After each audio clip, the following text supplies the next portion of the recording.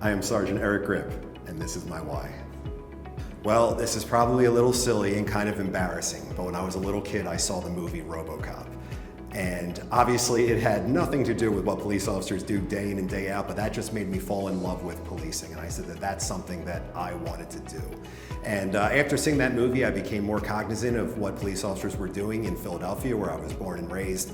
And I saw that it wasn't just running from job to job with lights going and sirens and everything else. It was the little simple interactions where you could really make a difference in people's days. And that might sound like a cliche, but this is a job that really allows you to make a difference when you run into folks. Oftentimes they are in the middle of having the worst day of their life.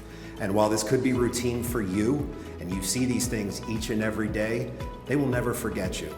And every day you have an opportunity to make an impact on somebody's life. And I can't think of anything else where you get that opportunity.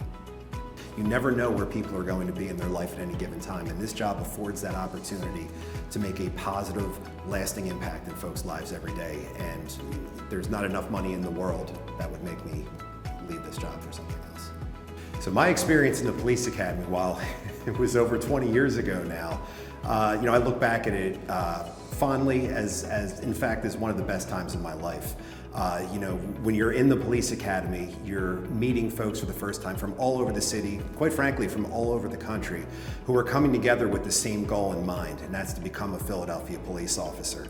And while you might come from all different walks of life, you see that ultimately as human beings, we have a shared goal. And when it's one as specific as this, it was a great time. I look back and see myself as a kid back then, and I was 19 years old. But again, I learned so much, and I did so much growing up in that time. And I got the benefit of meeting people from all different walks of life. I was the youngest person in my academy class, but we also had a recruit that was 74 years old. And the stories that he could tell, and all of that, little pieces of that, I was able to take that experience out with me on the street, and I think it made me a better police officer.